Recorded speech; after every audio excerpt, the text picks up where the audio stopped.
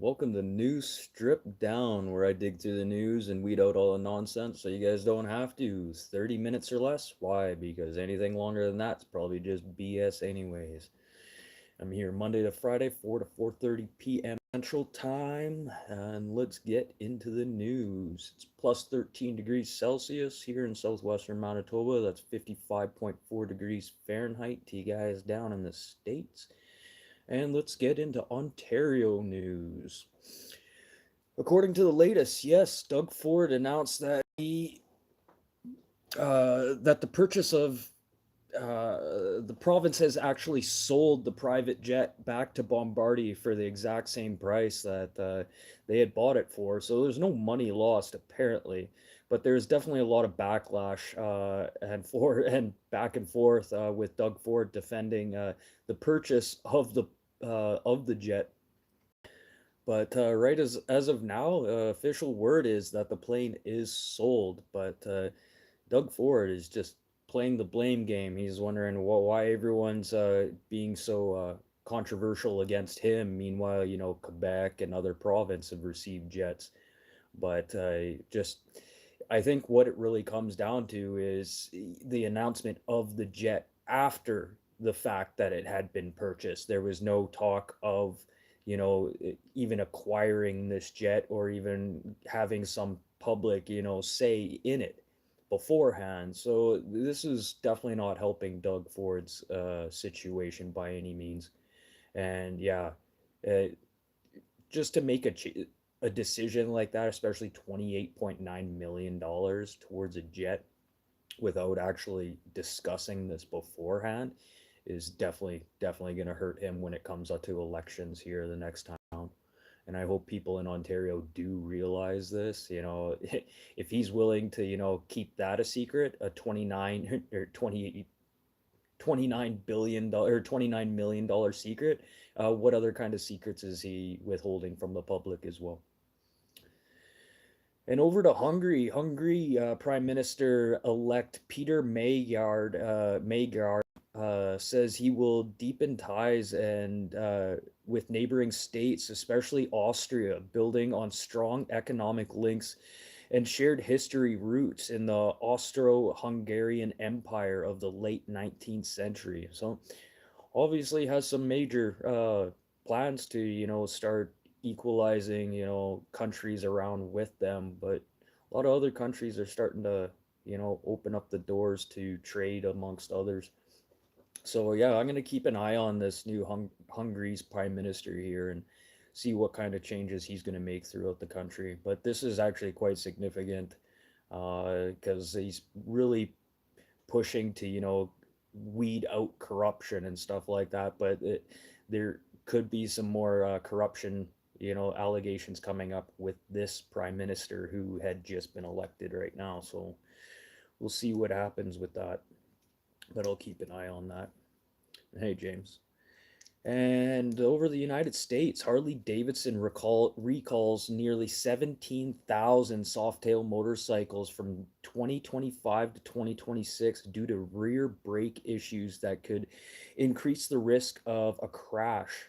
The models are the FLHC, the FXBB, the FXLRS, and the FXLRST Softail models. This can't be good for Harley with just the recent years with tariffs and getting production parts. Harley has faced a lot of hardships. And just last year alone, Harley Davidson has lost $23 million in sales due to tariffs. And then now they're starting to push that cost onto the end consumer at the end of the day, which is also hurting their sales. This isn't the first time that Harley's been in a financial crisis like this. 2000 financial crisis had layoffs, even closed factories and cut costs to keep the company somewhat viable. And to see what's going to happen with Harley Davidson here over the next few months or years here, this could be the final stick, holding up what we know of as Harley Davidson, unless they have some type of, financial backing to come and help relieve some of the, extended costs due to tariffs and other things like that. Because yeah, their sales are down significantly, and that $23 million in losses, that's just last year alone, and that number is supposed to actually double by 2026 this year. So not looking good for Harley Davidson.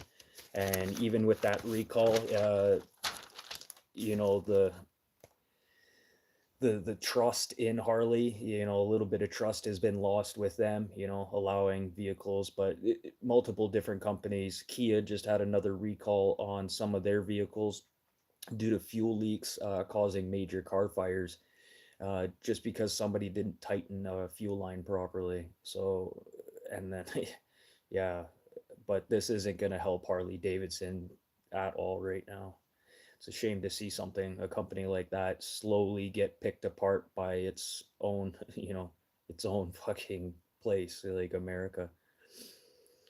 And over to Saskatchewan and Manitoba, Cargill's new Regina canola crush facility opened, and it should be operating full capacity over the next couple months.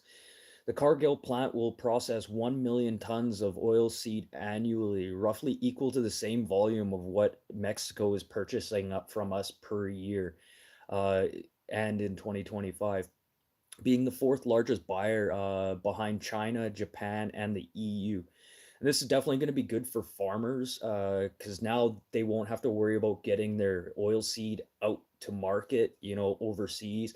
It'll be processed here, letting Cargill deal with the oil at the end of the day and let them worry about getting this product to overseas.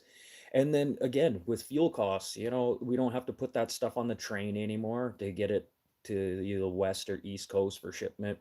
And getting this to a facility locally, it's going to save on fuel costs as well and transportation costs. So this is going to be good for farmers completely.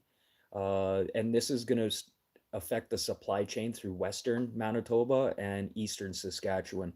And there is talks of more of these oilseed facilities starting to open up. But as far as I know, it's just going to be this one. There's still talks of opening more, but it looks like these have all been kiboshed or just put off to the side for right now. And hey, Cam, how's it going? Yeah, if you guys like this news like this, hit the like button, subscribe. I'm here Monday to Friday, 4 to 4:30 p.m. Central Time, 30 minutes or less. Why? Because anything longer than that's just BS anyways. And as fuel shock cascades, 53 nations gather a plan to phase out fossil fuels, looking into clean energy and electric vehicles. This isn't going to help the economy right now by just announcing that we're going to go to more clean energy. This is only going to keep the fuel costs going up significantly. We will never see fuel costs go down if stuff like this starts happening. And not only that, to sit there and say that green energy is going to be able to sustain us throughout the future is so convoluted.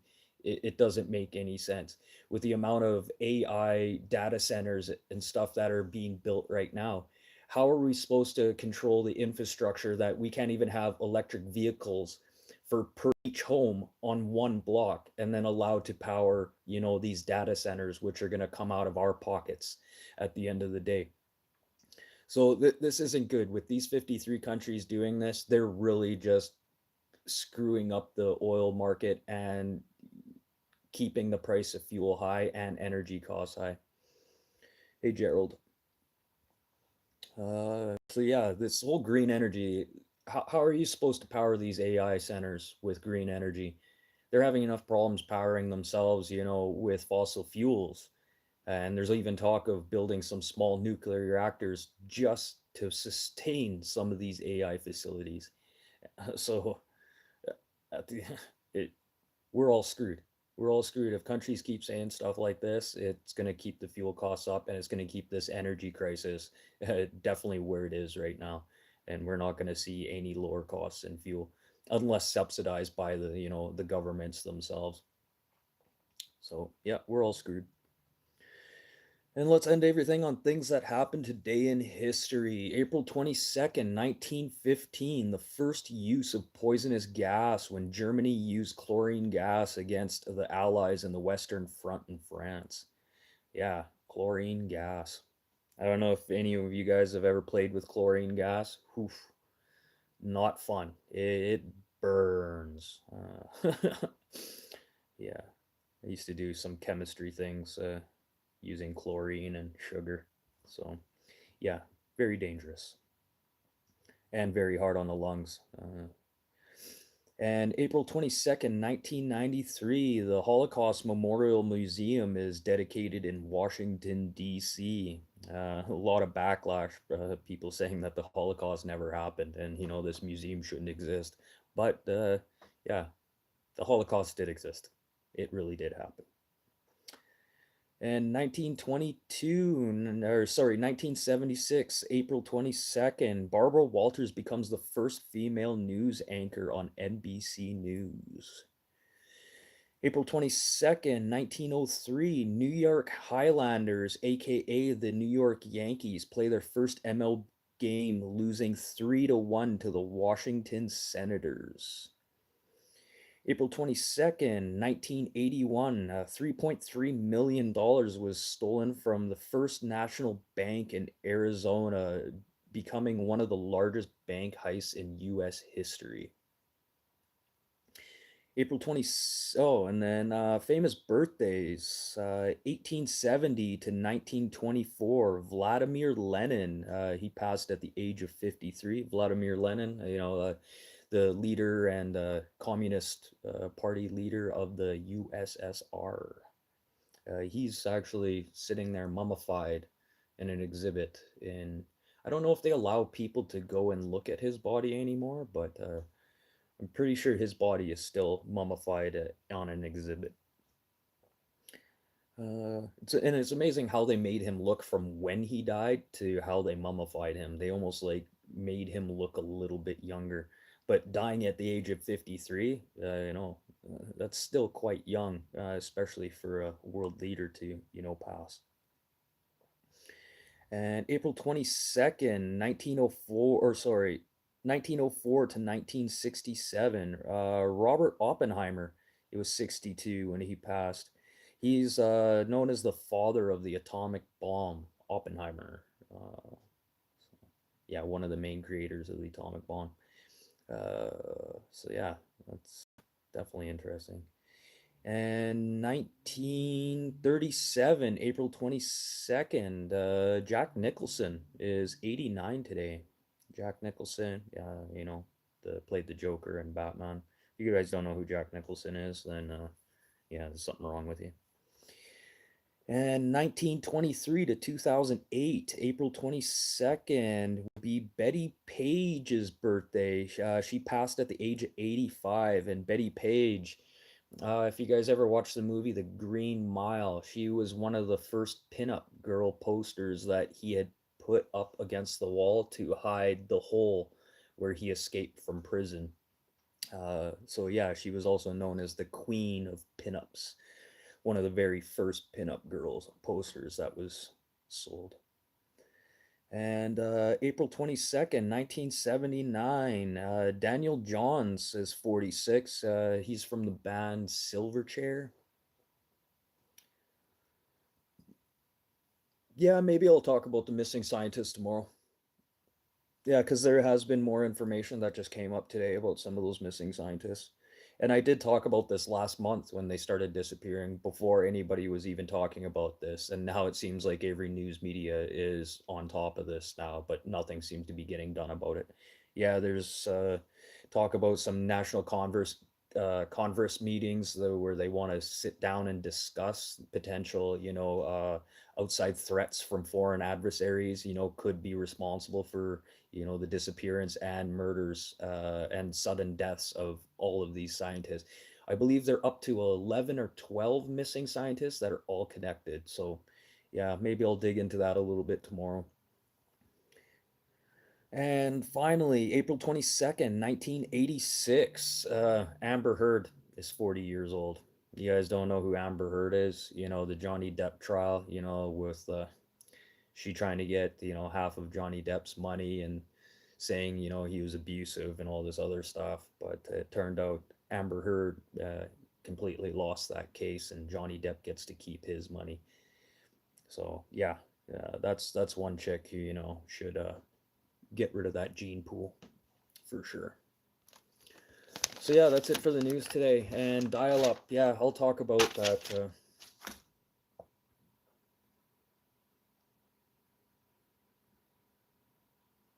Yeah, and then the speed up of tech. I have brought up stuff like that too. Yeah, we're definitely skipping some steps here. Like when it comes to like civilization, you look at what's happened throughout civilization. Just in this last little chunk, like this is how big, okay? We've lived in from beginning of time to here, okay? What we've done in this little tiny gap is we're superseding what we can do as a human race. And another thing is if we're sitting here waiting for an alien source to, you know, try and help us fix this planet, then we don't deserve this planet because we've been here for over 3,000 years and we still can't fix these problems. So, yeah, for anyone who says that we're waiting for outside alien source, we never deserve this planet in the first place. But yeah, that's it for the news today. Yeah, I'll talk about the scientists a little bit more tomorrow. And yeah, I'll be back for tomorrow's show, Thursday's show, 4 to 4:30 p.m. Central Time.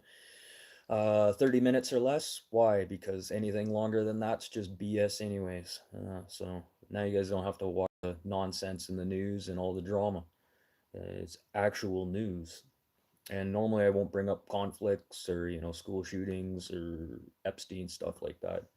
Just keep the news without no drama and without spreading, you know, the virus of what we know is mass murderers, because that's all the media is doing right now is hyping this up and just giving people more ideas. So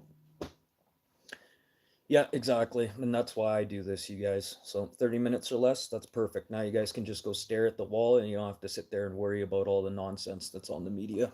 You don't have to brain rot yourself with that and be force fed a bunch of jargon, you know, that has absolutely nothing to do with what's happening in the world. And, you know, all these stupid little puff pieces, you know, that try and make you feel good at the end of the day when you watch the news. Like, oh, so and so, this girl, she's in the hospital, but they had her graduation there, and, you know, like, not like she's gonna live, but she still got to graduate.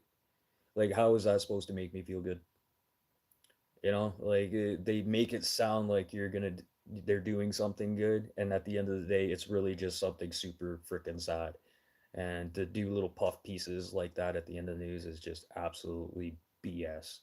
You know, you're not helping the people by any means by saying anything like that. Hey, Rob. Oh, but I'll be back tomorrow for Thursday show, you guys. And I'll see you then. And you know, let's see what happens in the world today or tomorrow. And yeah, I'm not going to talk about what's happening in Iran because there's enough of that nonsense in the media. And to tell you the truth, all the media that we're getting about what's happening in Iran is all a day late. If you start listening to the media, what's happening overseas, they have more up to date news broadcasts than what we're getting fed on the other side of the globe here. So be careful of what you guys are listening to because the one thing that you could be hearing in the news today could be a couple days old, anyways. So this is why I talk to people from all over the world and get their perspectives and hear what they're actually hearing. And it's nice to see like the difference between the news media outlets, say Australia are putting out, you know, China, Japan, the EU, the UK. It's just amazing to see what kind of nonsense that they're trying to get their agenda through.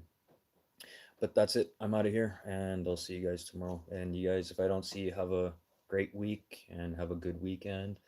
We're expecting a little bit more snow for Saturday here in Manitoba, which it is what it is. But yeah, just trying to get the winter blues away and keep getting kicked in the ass with more snow. Yeah. So yeah, I'm out of here. Peace out, you guys, and yeah, you guys have a great weekend if I don't see you. Okay, peace.